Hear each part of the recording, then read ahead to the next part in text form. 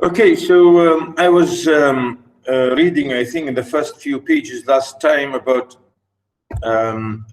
this story, and as we can see from the very beginning, the details about the old lady, about this woman, the ways in which she controls everything, and as I said, the ways in which she really seems to be the reason of all this tragedy. Well, of course, indirectly, we should say. When she first, decided to go to this area, which is led to the car to fall into a ditch or to have an accident. It was her idea that they should come into this side of the road, and also because, again, because of her cat, because the cat jumped, by of course, by, shock, and then it caused the driver, of course, Bailey, her son, to swerve quickly and maybe to have this, as we said, this little accident. Now, well, it's not really little. It was a bad accident. That is, they fell into a terrible ditch. But here in the story, there are details about how they went on and so on about this idea. And the ways in which the old lady talks about the plantation and talks about her own background, about being a slave or being, workers and slaves and so on. And she does this, in this next page here, page 52, when she was remembering and reminding her kids, I mean her grandchildren, about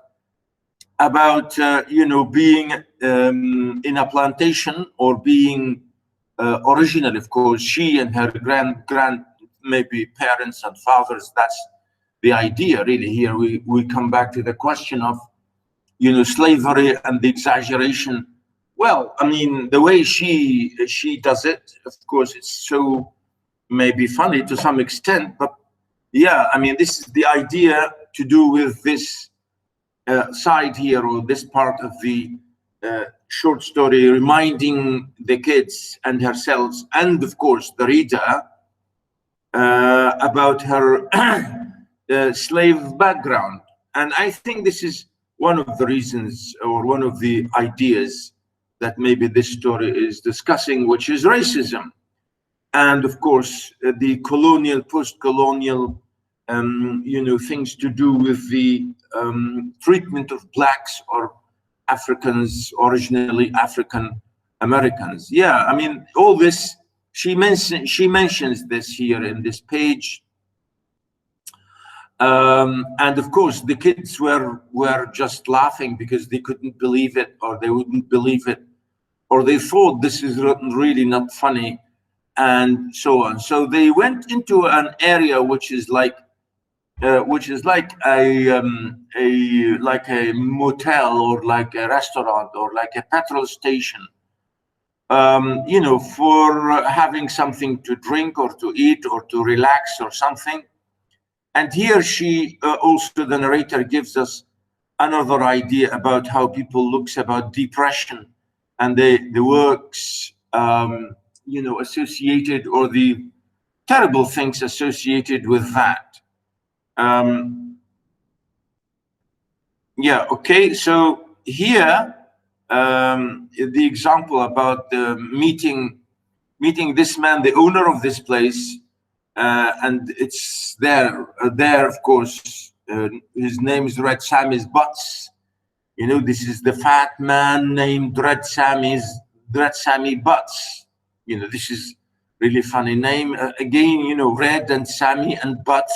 I don't know, of course, there are maybe funny associations with this. And here you can see the advert for the place. Try Red Sammy's famous barbecue, none like famous Red Sammy's Red Sam, blah, blah, And of course, here, the landlady and this owner, Red Sammy, started talking.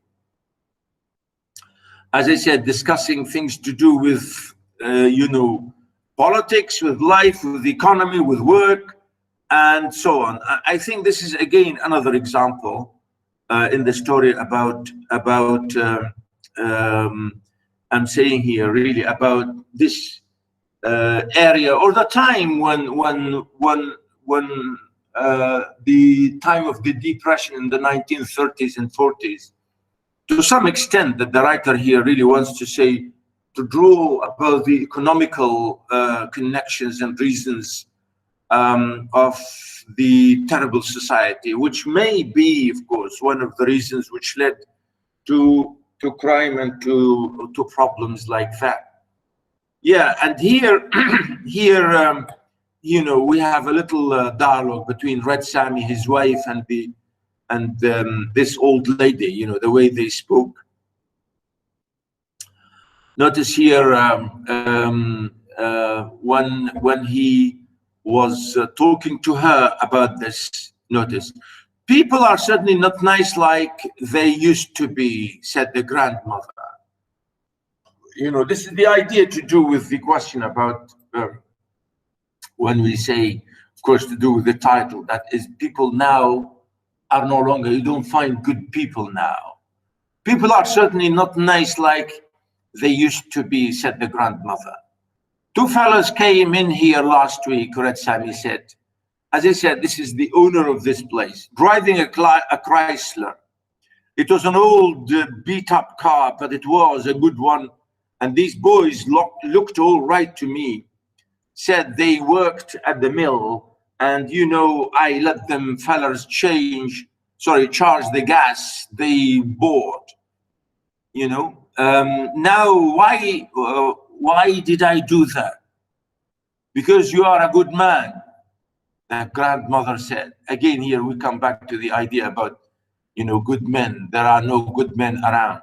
Yes, ma'am, I suppose so, Red Sam said, as if he were struck with this answer. His wife brought the orders, carrying the 5 plates all at once without a tray. And of course, here, as I said, here again, they talk about the misfit. Did you read about that criminal, the misfit that escaped? Asked the grandmother. I wouldn't be a bit surprised if he didn't attack this place right here, said the woman. If he hears about it being here, I wouldn't be none surprised to see him.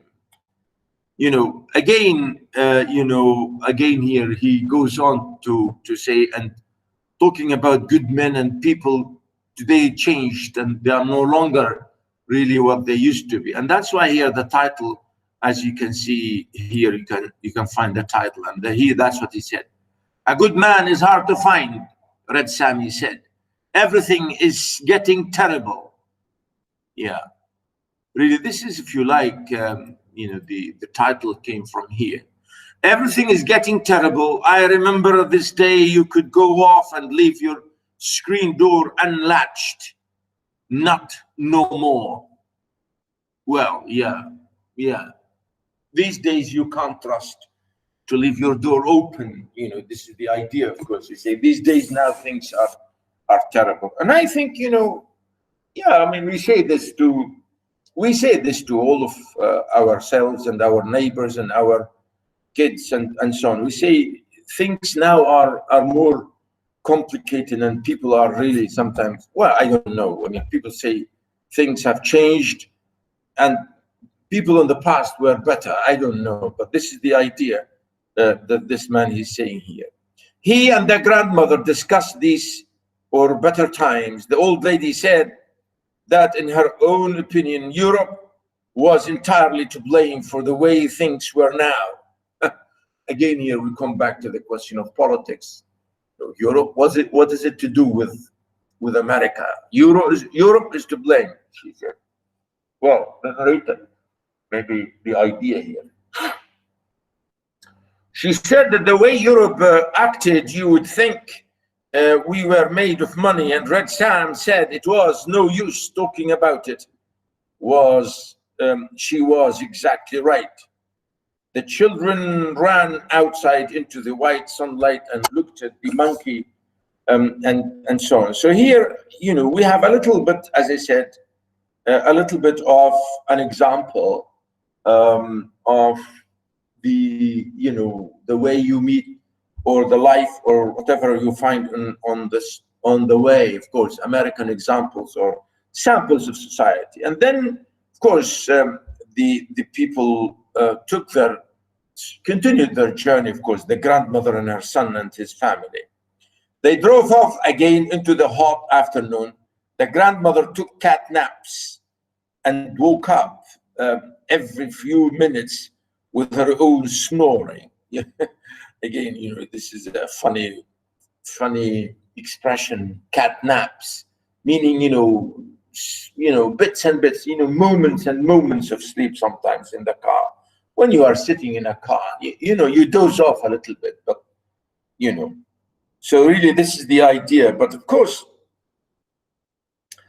I'm not going really to read all these details here about it. So the idea that they would be, she wanted them to move to another area to maybe to see more history, she said,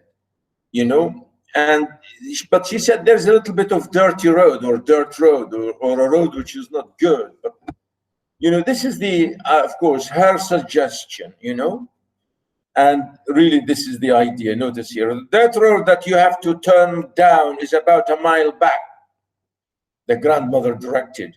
I marked it when we passed. A dirt road, Bailey asked, or groaned. After they had turned around and were headed toward the dirt road, the grandmother recalled other points about the house, the beautiful glass over the front doorway and the candle lamp in the hall. John Wesley said that the secret panel was probably in the fireplace. We can't go inside this house, Bailey said. You don't know who lives there. While you all talk to the people in front, I will run around behind and get in a window, John Wesley suggested. Anyway, she suggested to them to go to a historical place, to a historical house, and because of that, they had the accident. As you can see here, everybody was really shocked, and you can see here what happened. Notice the children were thrown on the floor, and their mother, clutching the baby, was thrown out the door onto the ground. The old lady was thrown into the front seat. The car turned over once and landed right upside down in a gulch on the side of the road, like in a little ditch.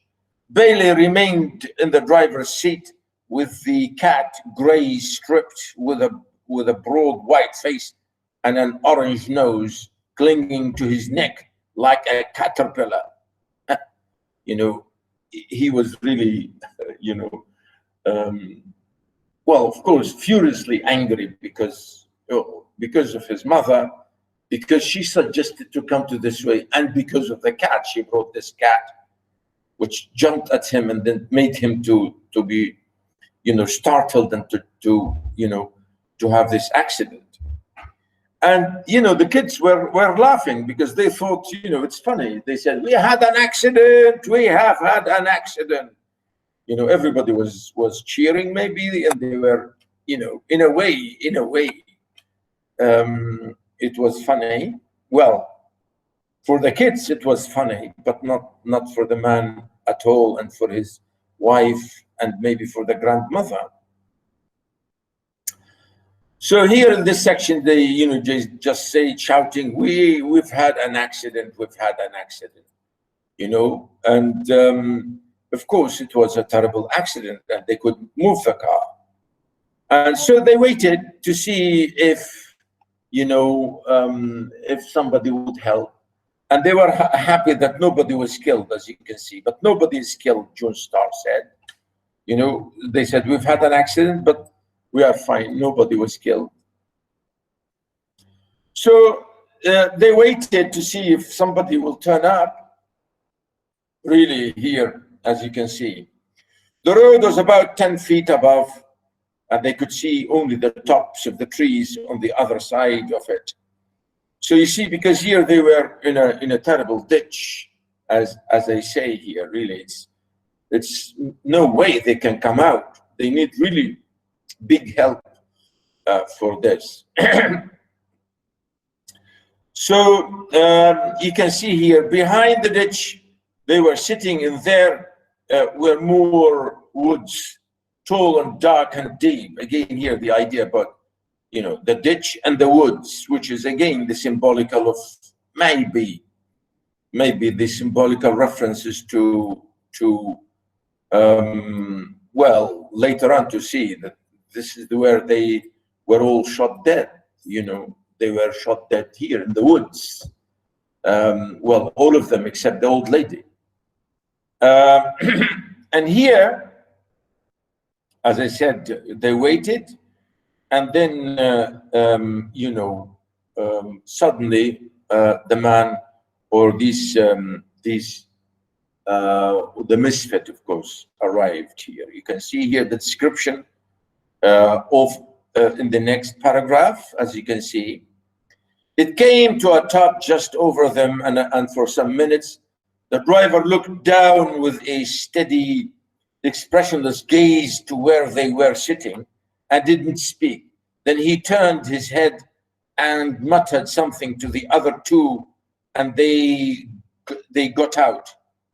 One was a fat boy in black trousers and a red sweatshirt with a silver stallion embossed on the front of it. He moved around to the right side of them and stood staring, his mouth partly open in a kind of loose grin. The other had a khaki pants and a blue striped coat and grey hat pulled down very low, hiding most of his face.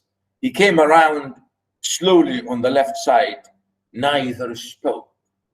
Well, of course, this is the misfit, the horrible man, the horrible killer, and his friend. The driver got out of the car and stood by the side of it, looking down at them. He was an older man than the other two. So here we see as if the misfit has two friends with him. His hair was just beginning to gray, and he wore silver-rimmed spectacles that gave him a scholarly look. Scholarly, yeah. His glasses, as if to say. Here we have the description really here of this terrible misfit. Okay, he had a long creased face and didn't have any shirt or undershirt. He had a naked top body. He had on blue jeans that were too tight for him, and was holding a black hat and a gun. The two boys had also guns. Oh my God, yeah. "We've had an accident," the children screamed. The grandmother had the peculiar feeling that the bespectacled man was someone she knew. Well, you see here again, we see how they maybe helped, if you like. Of course, they did not help. We shall see what happened here. Of course, they tried to ask them for help. Yeah. Here, the grandmother said, "We turned over twice," said the grandmother. On set, he corrected, "We see it happen. Try their car and see it will run, Hiram," he said quietly to the boy with the gray hat. So here he's asking one of his, remember the misfit has two friends. One of them is called here, we see is Hiram. What a funny name, Hiram. What's that? Hiram or Hiram? I don't know. This is a funny name. "What do you got that gun for?" John Wesley asked. "What you gonna do with that gun?" "Lady," the man said to the children's mother, "would you mind calling them children to sit down by you?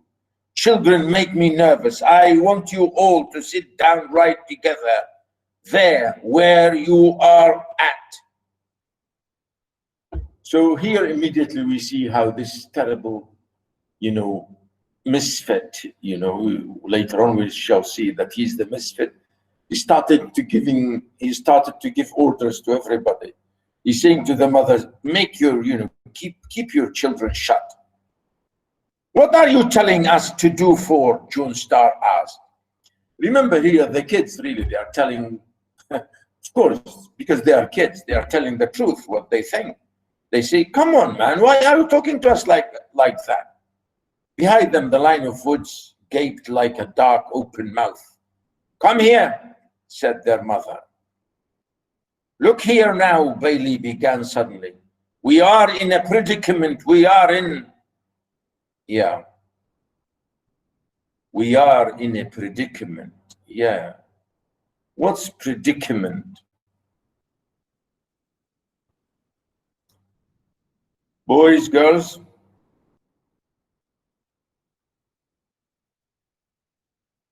Huh? Hello? Yes, doctor. Hello, are you there? Yeah, Yes, of course. Yeah, Sumaya, what's predicament?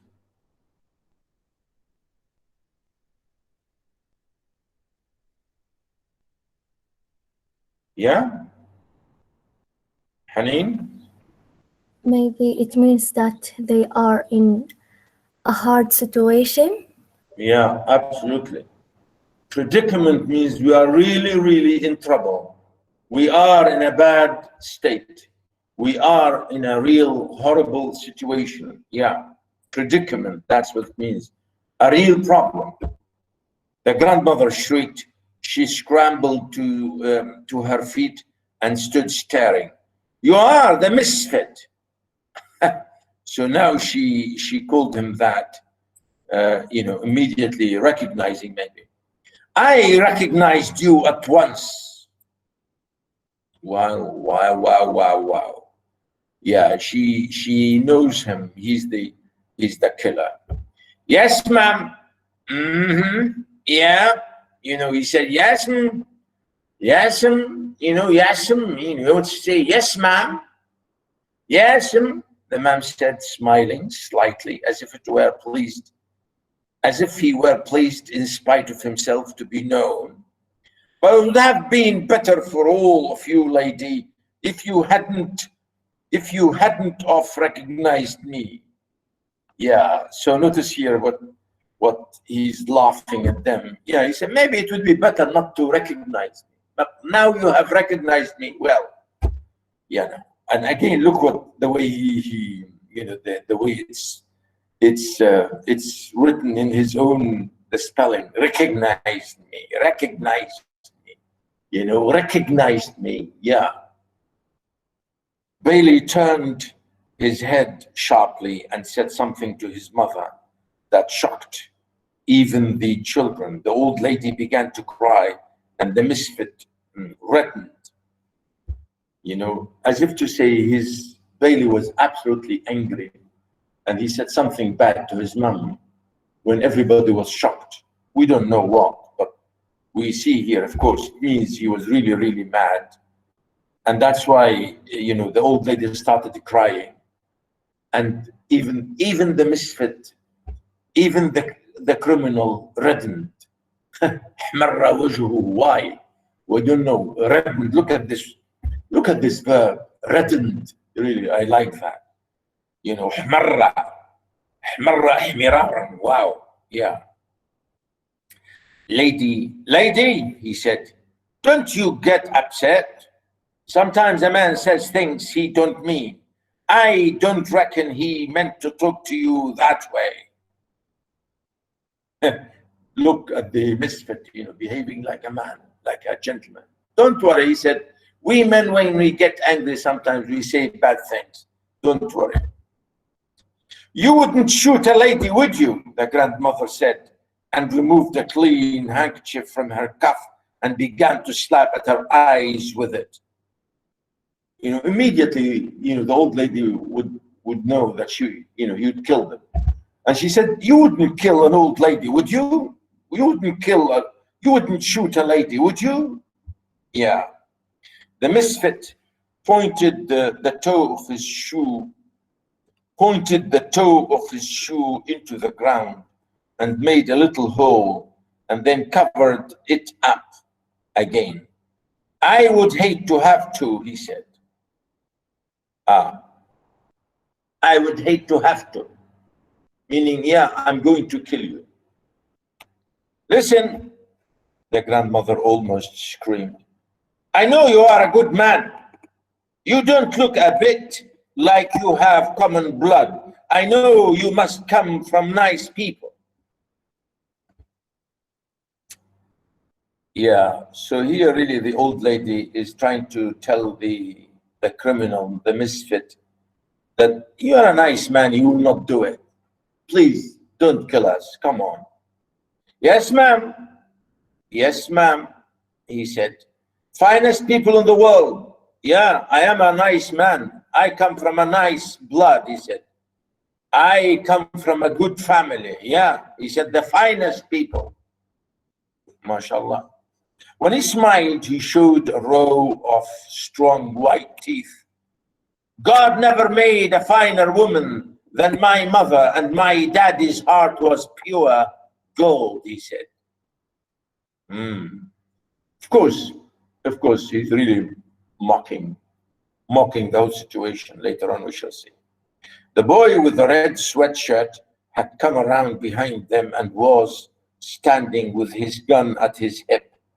The misfit squatted down on the ground. Watch them, children, Bobby Lee. Yeah, so now we know his two boys, that with the misfit. Bobby Lee, one, and we said here, Hiram, the second. Bobby Lee and Hiram, the two boys with the misfit, the two, yeah. So he's saying to him, watch these boys, don't let them move. He asked, they make me nervous. He looked at the six of them. Huddled together in front of him, and he seemed to be embarrassed, as if he couldn't think of anything to say. Ain't a cloud in the sky, he remarked, looking up at it. Don't see no sun, but don't see no cloud neither. Yeah. Notice here, so really it's really a shame that as you can see, that the misfit is a real criminal, is going to kill all of them. The family, as you can see, the six of them, the man and his mother, wife and children.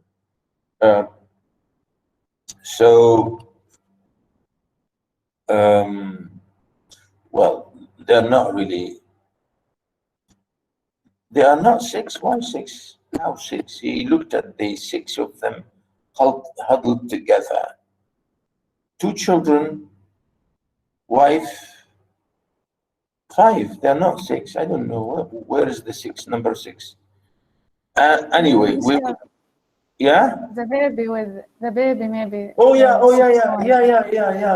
forgot about the baby. Yes, absolutely. Thank you. I forgot about the baby. Yeah. Absolutely. Who spoke this? Hanin. Yeah, Hanin. Yeah, thank you very much. You are awake with me then. Yeah. The six of them, 3 children. Yes. Yeah, it's really a shame, as you can see the details about that. Anyway, he started shooting. He first sent,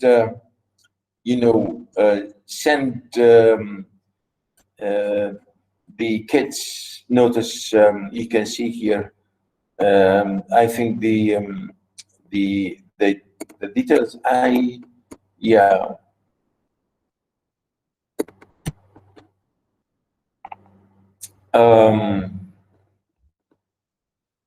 So here he asked him first. He said, well, first you and Bobby Lee get him and that little boy to step over yonder with you. The misfit said, pointing to Bailey, and John Wesley. The boys want to talk to you something. He said to Bailey, would you mind stepping back in them woods there with them? Yeah, so listen here again, as you can see. Bailey, of course, he knew that things really are going to be terrible. Listen, Bailey said, we are in a terrible predicament. Nobody realizes what this is. And his voice cracked. His eyes were as blue and intense as the parrots in his shirt, and he remained perfectly still. The grandmother reached up to adjust her hat brim as if she were going to the woods with him, but it came off in her hand. She stood staring at it, and looking after a second, she let it fall on the ground. Hiram pulled Bailey up by the arms as if he were assisting an old man. John Wesley caught hold of his father's hand, and Bobby Lee followed.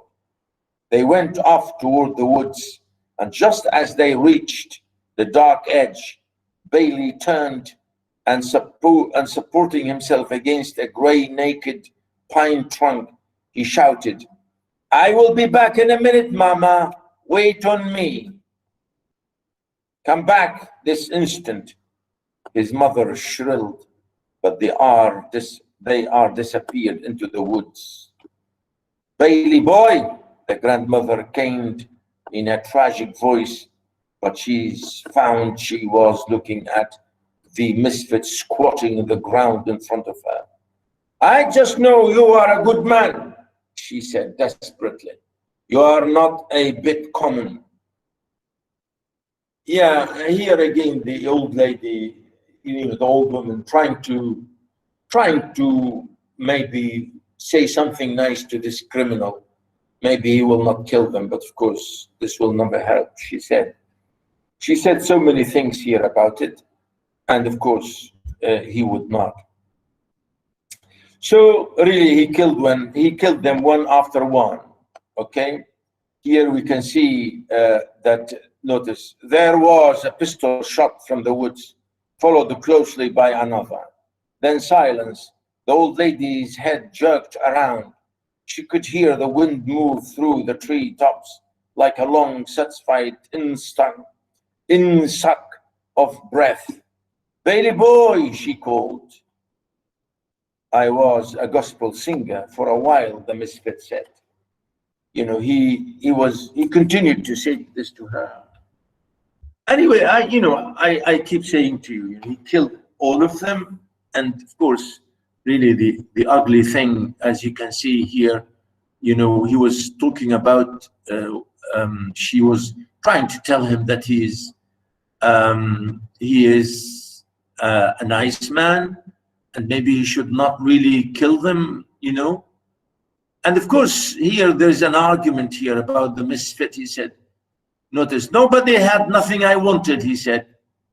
It was a head doctor at the penitentiary said what I had done was kill my daddy, but I known that for a lie. My daddy died in 1919 of the epidemic flu, and I never had a thing to do with it.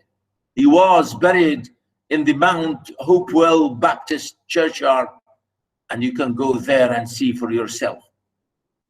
So here really the misfit, he was trying maybe to explain, or to maybe, because she was asking him about what's wrong with him, why he's called misfit, and so on. Really is, we don't know whether this is really true or not, but he said, people accuse me of killing my dad, but I did not. Of course, we have no idea really, because it seems that he did. I don't know, but again, she was trying to tell him that you should be a good man. If you would pray, the old lady said, Jesus would help you. That's right, the misfit said. Well then, why don't you pray? She asked, trembling with delight suddenly. I don't want no help, said. I'm doing all right by myself. You know, because he said, why should I pray? I don't need help, he said. I'm okay, you know. I don't need to pray. Oh, I see. Bobby Lee and Hiram came ambling back from the woods. Bobby Lee was dragging a yellow shirt with bright blue parrots on it. Throw me that shirt, Bobby Lee, the misfit said. The shirt came flying at him and landed on his shoulder, and he put it on. You know, the shirt, of course, it was Bailey's shirt. After killing him, they took it off his body. And now the misfit wearing Bailey's shirt. The grandmother couldn't name what the shirt reminded her of. No, lady, the misfit said, while he was buttoning it up. I found out that crime don't matter. Notice here, really, of course, he's a crazy man. You know, he said, you know, I was punished for nothing, so for me, crimes don't matter. I found out that the crime don't matter. You can do one thing or you can do another. Kill a man or take a tire off his car, because sooner or later you are going to forget what it was you done and just be punished for it. Because he was saying, really, his argument, he said, I was punished for something I didn't do. You know, he said, that's why he feels angry and crazy. He said, they called me the misfit and they called me a criminal, and I didn't. I'm not. The children's mother had begun to make heaving noises as if she couldn't get her breath. Lady, he asked, would you and the little girl like to step off yonder with Bobby Lee and Hiram and join your husband? Yeah, to join the husband. So now he's sending the mother and the baby to be shot dead in the woods, as they did with the husband and the boys, Wesley and June Starr. Yes, thank you, the mother said faintly. Her left arm dangled helplessly, and she was holding the baby, who had gone to sleep in the other.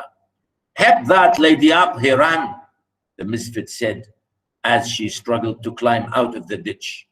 And Bobby Lee, you hold onto the light girl's hand. I don't want to hold hands with him, June Starr said. Oh, we still have the June Starr? Well, maybe they... Yeah, because I thought originally that maybe I missed it. Anyway, notice the way she said that. The misfit said as she struggled to climb out of the ditch. And Bobby Lee, you hold onto that. Yeah, sorry. Yeah, it's a funny expression. She said, he reminds me of a pig, you know. The fat boy blushed and laughed and caught her by the arm and pulled her off into the woods after Hiram and her mother. Alone with the misfit, the grandmother found that she had lost her voice. There was not a cloud in the sky nor any sun. There was nothing around her but woods. She wanted to tell him that he must pray. She opened and closed her mouth several times before anything came out. Finally, she found herself saying, Jesus, Jesus, meaning Jesus will help you. But the way she was saying it, it sounded as if she might be cursing. Yeah. Anyway, as I said, he really, at the end, of course, he shot her like everybody else. And that's why you can see here, notice. Yes, ma'am, the misfit said, as if he agreed. Jesus thrown everything off balance. It was the same case with him as with me, except he hadn't committed any crime. And they could prove I had committed one because they had the papers on me. Of course, he said. They never showed me my papers. That's why I sign myself now. I said long ago, you get a signature and sign everything. Sign everything you do and keep a copy of it. Then you will know what you've done, and you can hold up the crime to the punishment and see, do they match? And in the end, you will have something to prove.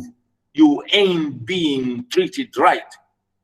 I call myself the misfit, he said, because I can't make what all I done wrong fit, what all I gone through in punishment. Really, this is the important passage here, you know. He said, people accused me of something, but I did not do it. So he said, you know, that's why he said people should really have evidence. And that's what he means really. He's really laughing here. He's mocking the whole thing.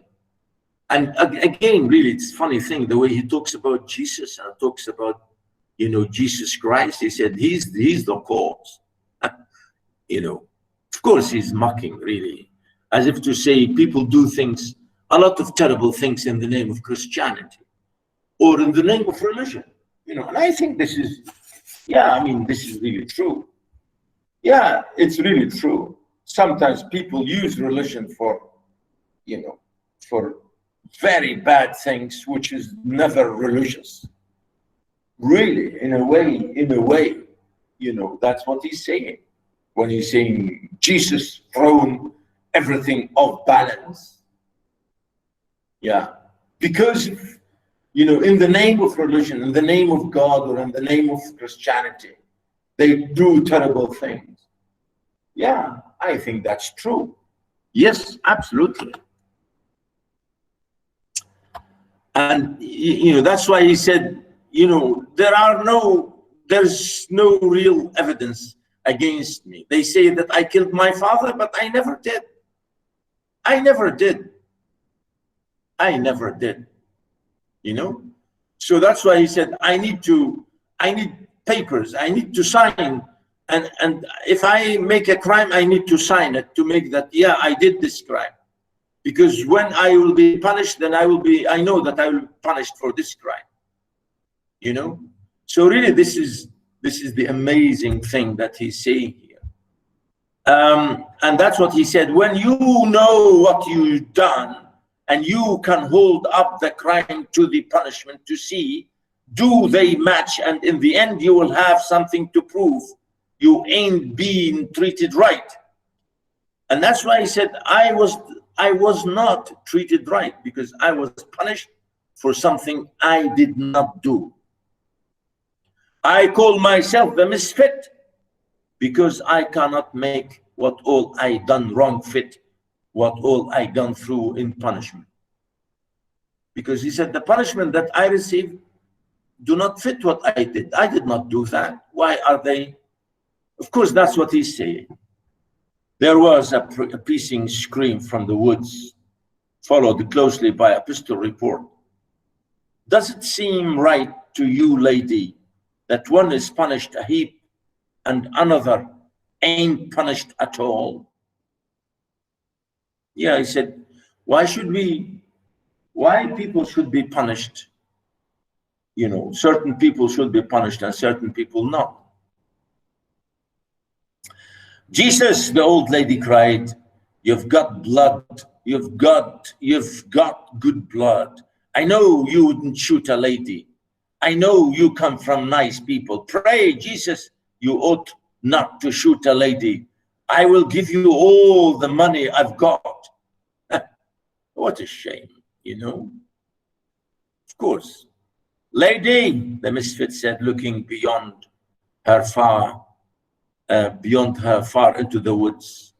There never was a body that gave the undertaker a tip. Oh my God. There was never a body that gave the undertaker a tip. Yeah, it's a shame. It's funny, isn't it? Yeah, no tips given to undertakers. Yeah, it's really amazing. Yeah. There were two more pistol reports, and the grandmother raised her head like a parched old turkey hen crying for water and called, Bailey boy, as if her heart would break. And, she goes on. And of course, Jesus was the only one that ever raised the dead, the misfit continued. And he shouldn't have done it. He thrown everything off balance. If he did what he said, then he is nothing for you to do what? But throw away everything and follow him. And if he didn't, then it's nothing for you to do but enjoy the few minutes you got left the best way you can, by killing somebody or burning down his house or doing some of other meanness to him. No pleasure, but meanness, he said, and his voice had become almost a snarl. Maybe he didn't raise the dead, the old lady mumbled, not knowing what she was saying and feeling it so dizzy that she sank down in the ditch with her legs twisted under her. I wasn't there, so I can't say he didn't. Again, really here he's mocking her. He's mocking her about his ideas about, about the raising the dead by Christ. And he's laughing, really, he's mocking her. I wasn't there, so I can't say he didn't. The misfits. I wished I had been there, he said, hitting the ground with his fist. It ain't right, I wasn't there, because if I had of been there, I would have known. I would have known means would have known. Listen, lady, he said in a high voice, if I had been there, I would really here he means I would have here really he's using off. It means I would have known, and I wouldn't be like I am now. His voice seemed about to crack, and the grandmother had cleared for an instant. She saw the man's face twisted close to her own as if he were going to cry, and she murmured, why, you are one of my babies. You are one of my children. She reached out and touched him on the shoulder. The misfit sprang back as if a snake had bitten him and shot her 3 times through the head, through the chest. Then he put his gun down on the ground and took off his glasses and began to clean them. Hiram and Bobby Lee returned from the woods and stood over the ditch, looking down at the grandmother, who half sat and half lay in a puddle of blood, with her legs crossed under her like a child's, and her face smiling at the cloudless sky. Without his glasses, the misfit's eyes were red-rimmed and pale and defenseless looking. Take her off and throw her where you thrown the others, he said, picking up the cat that was rubbing itself against his leg. She was a talker, wasn't she? Bobby Lee said, sliding down the ditch with a yondel. She would have been a good woman, the misfit said. She would have been a good woman if it had been somebody there to shoot her every minute of her life. Some fun, Bobby Lee said. Shut up, Bobby Lee, the misfit said. It's no real pleasure in life. Well, no pleasure. Really, this is amazing, and this is, unbelievable. I mean, Yeah, why shooting 6 people? Hmm?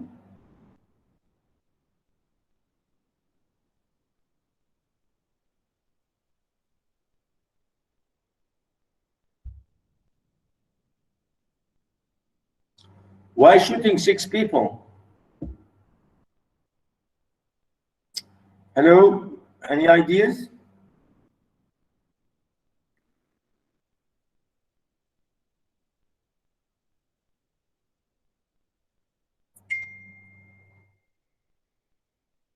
Hello?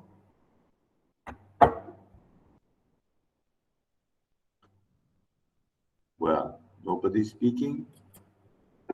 Are you all asleep?